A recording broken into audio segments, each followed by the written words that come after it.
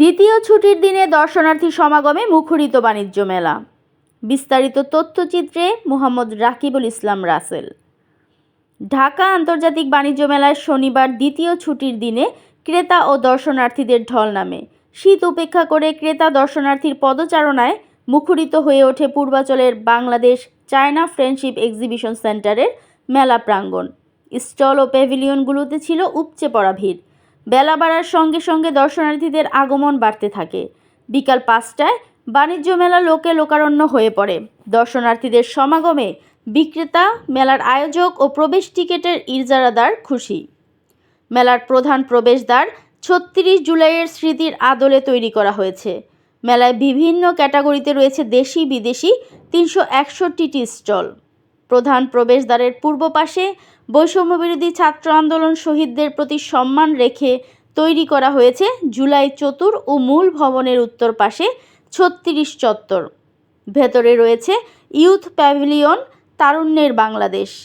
দর্শনার্থীদের বসার জন্য রয়েছে 3টি সিটিং জোন। ব্যাংকিং লেনদেনের জন্য রয়েছে ডাচ বাংলা ব্যাংক ও ইসলামী ব্যাংকের একাধিক বুথ।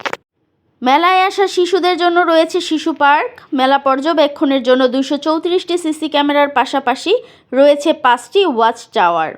সতর্ক অবস্থায় রয়েছে পুলিশের একাধিক টিম। আসসালামু আলাইকুম। 29তম ঢাকা আন্তর্জাতিক বাণিজ্য মেলা থেকে সরাসরি চতুর্থ দিন ছুটির দিন ছুটির দিন দর্শকদের উপচে পড়া ভিড় দেখা যাচ্ছে এবং ক্রেতা এবং বিক্রেতা সাথে কথা বলে যেটা জানতে পারলাম, আগের দিন তুলনায় গত 3 দিন যাবৎ তীব্র শীতের কারণে তেমন একটা দর্শনার্থী আসে নাই। বাচ্চাটা আগের গত 3 দিন থেকে অনেক ভালো, তারা এখন ভালো প্রত্যাশা করছে। এবারের বাণিজ্য মেলায় মূল 2টা আকর্ষণ, একটা 36শে জুলাই চত্বর আর একটা হচ্ছে 36শে জুলাইয়ের যে জুলাই মাসের যে বিপ্লব হয়েছে ওইটার প্যাভিলিয়ন। মূল ফটকে ঢুকতে আপনারা দেখতে পারবেন যে বাংলাদেশ চায়না এক্সিবিশনের মূল ফটকে ঢুকতে যেটা পাবেন সেটা পাবেন তারুণ্যের বাংলাদেশ, জুলাইয়ের অভ্যর্থনের যেইগুলা এটা তুলে ধরার প্রতিটা কোণার প্রতিটা ঘটনা তুলে ধরার চেষ্টা করেছে। এবারের বাণিজ্য মেলার মূল আকর্ষণ ছিল দুটি। মোহাম্মদ রাকিবুল ইসলাম রাসেল, আজকের বাংলা। দৈনিক আজকের বাংলা .net